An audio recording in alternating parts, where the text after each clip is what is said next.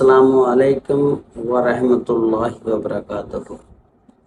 जी नाज़रीन, अज का असीं व्लॉग बनावांगे अदाकार लाला सधीर और अदाकारा रुखसाना दे प्यार की एक कहानी दे मुतलक कि उन्हां दोनां नूं एक दूजे दे नाल प्यार हो गया सी, लेकिन जिहड़ी अदाकारा रुखसाना दी वालदा सी ਉਹ ਉਹਨਾਂ ਨੂੰ ਮਿਲਣ ਨਹੀਂ ਸੀ ਦਿੰਦੀ ਹੁੰਦੀ ਤੇ ਦੋਨਾਂ ਦੇ ਦਰਮਿਆਨ ਰੁਕਾਵਟ ਬਣ ਜਾਂਦੀ ਸੀ।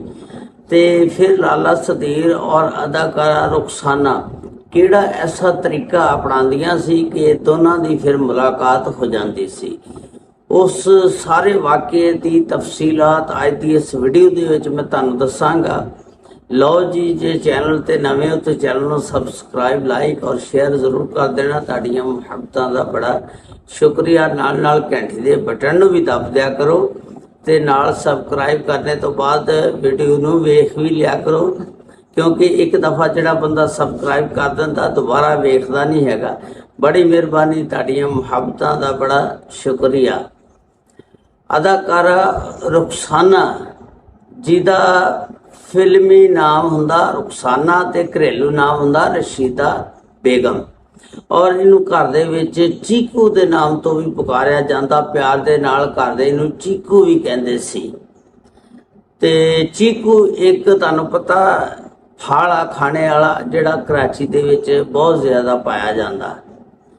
ਤੇ ਅਦਾਕਾਰਾ ਰੁਖਸਾਨਾ 40 ਦੀ ਦਹਾਈ ਦੇ ਵਿੱਚ ਕਰਾਚੀ ਦੇ ਵਿੱਚ ਪੈਦਾ ਹੋਈਆਂ। ਇਹਨਾਂ ਦੇ ਅਜਦਾਦ ਪਹਿਲਾਂ ਹੀ ਪਾਕਿਸਤਾਨ ਬਣਨੇ ਤੋਂ ਕਰਾਚੀ ਦੇ ਵਿੱਚ ਰਹਿੰਦੇ ਸੀ। ਤੇ ਅਦਾਕਾਰਾ ਰੁਖਸਾਨਾ ਦੀ ਵਾਲਦਾ ਜਿਹੜੀ ਆ ਮਿਡਵਾਈਫ ਦਾ ਕੰਮ ਕਰਦੀ ਹੁੰਦੀ ਸੀ।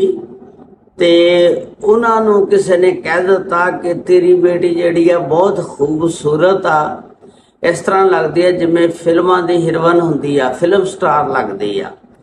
ਬਸ ਉਹਦੀ ਵਾਲਦਾ ਨੇ ਇਹ ਗੱਲ ਸੁਣੀ ਜਿਸ ਵੇਲੇ ਤੇ ਉਹਨੇ ਫਿਰ ਉਹਦੇ ਉੱਤੇ ਤਵੱਜੋ ਦੇਣੀ ਸ਼ੁਰੂ ਕਰਤੀ। ਉਹਨੂੰ ਸ਼ੌਕ ਪੈਦਾ ਹੋ ਗਿਆ ਕਿ ਮੈਂ ਆਪਣੀ ਲੜਕੀ ਨੂੰ ਫਿਲਮ ਸਟਾਰ ਬਣਾਵਾਂ। ਤੇ ਸਭ ਤੋਂ ਪਹਿਲਾਂ ਅਦਾਕਾਰਾ ਰੁਖਸਾਨਾ ਨੇ ਆਪਣੇ ਫਨੀ ਕੈਰੀਅਰ ਦਾ ਆਗਾਜ਼ ਕਰਾਚੀ ਦੇ ਵਿੱਚ ਇੱਕ ਥੀਏਟਰ ਲੱਗਦਾ ਹੁੰਦਾ ਸੀ, ਉਹਦੇ ਵਿੱਚੋਂ ਕੀਤਾ। ਉਹਨਾਂ ਨੇ ਥੀਏਟਰ ਦੇ ਵਿੱਚ ਜਾ ਕੇ ਆਪਣੇ ਕਿਰਦਾਰ ਕਰਨੇ ਸ਼ੁਰੂ ਕਰ ਦਿੱਤੇ। ਉੱਥੋਂ ਵੀ ਉਹਦਾ ਜਿਹੜਾ ਵੀ ਕਿਰਦਾਰ ਕਰਦੀਆਂ ਸੀ ਉਹਦਾ ਨਾਂ ਚੀਕੂ ਹੀ ਰੱਖਿਆ ਗਿਆ।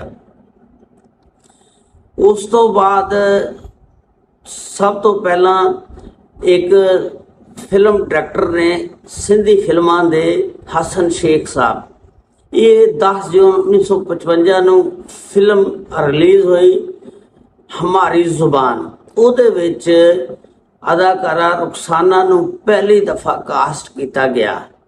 ਇਸ ਫਿਲਮ ਦੇ ਵਿੱਚ ਅਦਾਕਾਰ ਜਾਂ ਜਿਹੜੇ ਸ਼ੇਖ ਹਸਨ ਸਾਹਿਬ ਸੀ, ਇਹਨਾਂ ਨੇ ਖੁਦ ਵੀ ਅਦਾਕਾਰੀ ਦੇ ਜੋਹਰ ਦਿਖਾਏ। ਇਹਨਾਂ ਨੇ ਖੁਦ ਵੀ ਇਹਦੇ ਵਿੱਚ ਅਦਾਕਾਰੀ ਕੀਤੀ।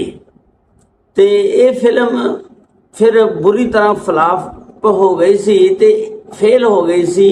ਇਹ ਸਿਰਫ ਕਰਾਚੀ ਦੇ ਵਿੱਚ ਇੱਕ ਹਫ਼ਤਾ ਚੱਲੀ ਸੀ ਤੇ ਕਿਸੇ ਹੋਰ ਸ਼ਹਿਰ ਦੇ ਵਿੱਚ ਨਹੀਂ ਸੀ ਲੱਗੀ। ਸਿਰਫ ਕਰਾਚੀ ਦੇ ਵਿੱਚ ਇੱਕ ਹਫ਼ਤਾ ਚੱਲਣ ਤੋਂ ਬਾਅਦ ਇਹ ਫਿਲਮ ਫੇਲ ਹੋ ਗਈ ਸੀ, ਬੁਰੀ ਤਰ੍ਹਾਂ ਨਾਕਾਮ ਹੋ ਗਈ ਸੀ। ਉਸ ਤੋਂ ਬਾਅਦ 1958 ਦੇ ਵਿੱਚ ਇੱਕ ਫਿਲਮ ਡਾਇਰੈਕਟਰ ਨੇ MH ਮੁਹਿਬ ਸਾਹਿਬ, ਉਹ ਬਣਾਉਂਦੇ ਨੇ ਫਿਲਮ ਸਿਤਾਰੋਂ ਕੀ ਦੁਨੀਆ।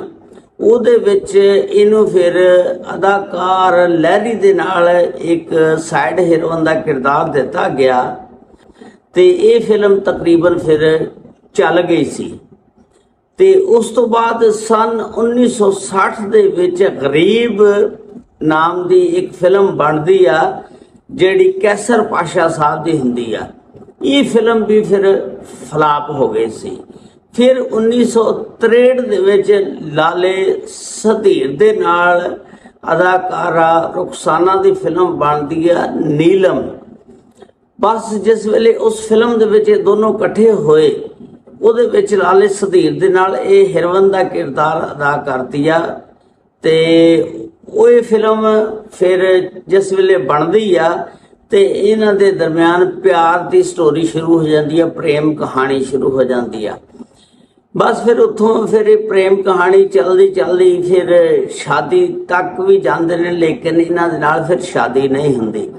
ਇਹਨੇ ਬਹੁਤ ਕੋਸ਼ਿਸ਼ ਕੀਤੀ ਵੀ ਲਾਲੇ ਸਦੀਰ ਨਾਲ ਮੇਰੀ ਸ਼ਾਦੀ ਹੋ ਜਾਏ, ਲੇਕਿਨ ਜਿਹੜੀ ਇਹਨਾਂ ਦੀ ਵਾਲਦਾ ਸੀ ਨਾ, ਉਹ ਇੱਕ ਬਹੁਤ ਯਾਨੀ ਸਲੇਸ਼ ਦੀ ਤਰ੍ਹਾਂ ਚਿੰਬੜੀ ਰਹਿੰਦੀ ਹੁੰਦੀ ਸੀ 24 ਘੰਟੇ ਆਪਣੀ ਬੇਟੀ ਦੇ ਪਿੱਛੇ ਪਿੱਛੇ। ਉਹਦੇ 2 ਭਰਾ ਸੀ, ਉਹ ਵੀ ਉਹਦੇ ਫਿਲਮ ਸਟੂਡੀਓ ਦੇ ਵਿੱਚ ਪਿੱਛੇ ਪਿੱਛੇ ਰਹਿੰਦੇ ਹੁੰਦੇ ਸੀ, ਕਿਸੇ ਦੇ ਨਾਲ ਮੁਲਾਕਾਤ ਨਹੀਂ ਸੀ ਕਰਨ ਦਿੰਦੇ ਹੁੰਦੇ ਤੇ ਬਹੁਤ ਸਖਤੀ ਕਰਦੀ ਹੁੰਦੀ ਸੀ। ਇਹਦੀ ਵਾਲਦਾ ਸਲੇਸ਼ ਦੀ ਤਰ੍ਹਾਂ ਮਗਰ ਚਿੰਬੜੀ ਰਹਿੰਦੀ ਹੁੰਦੀ ਸੀ। ਤੇ ਅਦਾਕਾਰਾ ਜਿਹੜੀ ਰੁਖਸਾਨਾ ਆ, ਇਹ ਜਿਸ ਵੇਲੇ ਫਿਲਮ ਨੀਲਮ ਦੀ ਸ਼ੂਟਿੰਗ ਹੁੰਦੀ ਆ ਤੇ ਲਾਲਾ ਸਦੀਰ ਸਾਹਿਬ ਖੁਦ ਦੱਸਦੇ ਨੇ ਕਿ ਮੈਂ ਇੱਕ ਦਫਾ ਪਹਾੜਾਂ ਤੇ ਫਿਲਮ ਦੀ ਸ਼ੂਟਿੰਗ ਕਰਨ ਗਏ, ਪਹਾੜੀ ਏਰੀਏ ਦੇ ਵਿੱਚ। ਉਸ ਏਰੀਏ ਦੇ ਵਿੱਚ ਅਦਾਕਾਰਾ ਰੁਖਸਾਨਾ ਦੀ ਵਾਲਦਾ ਵੀ ਫਿਰ ਸਾਡੇ ਨਾਲ ਗਈ ਤੇ ਉੱਥੇ ਜਾ ਕੇ ਜਿਸ ਵੇਲੇ ਸਾਰੇ ਆਪਣੇ ਆਪਣੇ ਕਮਰਿਆਂ ਚਲ ਜਾਂਦੇ ਹੁੰਦੇ ਸੀ ਤੇ ਮੈਂ ਕੋਸ਼ਿਸ਼ ਕਰਦਾ ਸੀ ਕਿ ਉਹਦੇ ਨਾਲ ਮੁਲਾਕਾਤ ਹੋਵੇ, ਰੁਖਸਾਨਾ ਨਾਲ। ਰੁਖਸਾਨਾ ਵੀ ਚਾਹੁੰਦੀ ਹੁੰਦੀ ਸੀ ਕਿ ਮੈਂ ਲਾਲੇ ਸਦੀਰ ਨਾਲ ਮੁਲਾਕਾਤ ਕਰਾਂ, ਲੇਕਿਨ ਉਹ ਜਿਹੜੀ ਉਹਨਾਂ ਦੀ ਅੰਮੀ ਆ ਉਸੇ ਟਾਈਮ ਕਿਤੋਂ ਆ ਟਪਕਦੀ ਸੀ ਪਤਾ ਨਹੀਂ, ਤੇ ਫਿਰ ਉਹਨਾਂ ਦੀ ਮੁਲਾਕਾਤ ਨਹੀਂ ਸੀ ਹੁੰਦੀ। ਤੇ ਫਿਰ ਉਹ ਲਾਲਾ ਸਦੀਰ ਸਾਹਿਬ ਖੁਦ ਦੱਸਦੇ ਨੇ ਕਿ ਅਸੀਂ ਫਿਰ ਉਹਨੂੰ ਨਸ਼ਾ ਆਵਰ ਦਵਾ ਖਿਲਾਉਂਦੇ ਸੀ ਉਹਦੀ ਅੰਮੀ ਨੂੰ, ਤੇ ਉਹ ਫਿਰ ਸੋ ਜਾਂਦੀ ਹੁੰਦੀ ਸੀ। ਤੇ ਜਿਸ ਵੇਲੇ ਕੋਈ ਨਸ਼ਾ ਆਵਰ ਦਵਾ ਖਿਲਾ ਕੇ ਉਹਨੂੰ ਸੁਲਾਉਂਦੇ ਸੀ, ਫਿਰ ਅਸੀਂ ਪਹਾੜੀ ਇਲਾਕੇ ਦੇ ਵਿੱਚ ਮੁਲਾਕਾਤ ਕਰਨ ਵਾਸਤੇ ਨਿਕਲ ਜਾਂਦੇ ਹੁੰਦੇ ਸੀ ਔਰ ਫਿਰ ਕਾਫੀ ਟਾਈਮ ਅਸੀਂ ਉੱਥੇ ਬਹਿ ਕੇ ਗੱਪਾਂ ਛੱਪਾਂ ਲਾਉਣੀਆਂ, ਮੁਲਾਕਾਤ ਕਰਦੇ ਹੁੰਦੇ ਸੀ। ਤੇ ਲੇਕਿਨ ਕੁਦਰਤੀ ਗੱਲ ਆ ਕਿ ਇਹਨਾਂ ਦੀ ਸ਼ਾਦੀ ਫਿਰ ਨਾ ਹੋ ਸਕੀ। ਇਹਨਾਂ ਨੇ ਫਿਰ ਇੱਕ ਕਰਾਚੀ ਦਾ ਬਿਜ਼ਨਸਮੈਨ ਸੀ, ਫਿਲਮਸਾਜ਼ ਸੀ, ਜ਼ੁਲਫਕਾਰ ਉਰਫ ਜ਼ੁਲਫੀ, ਉਹਦੇ ਨਾਲ ਹੋ ਗਈ ਸੀ।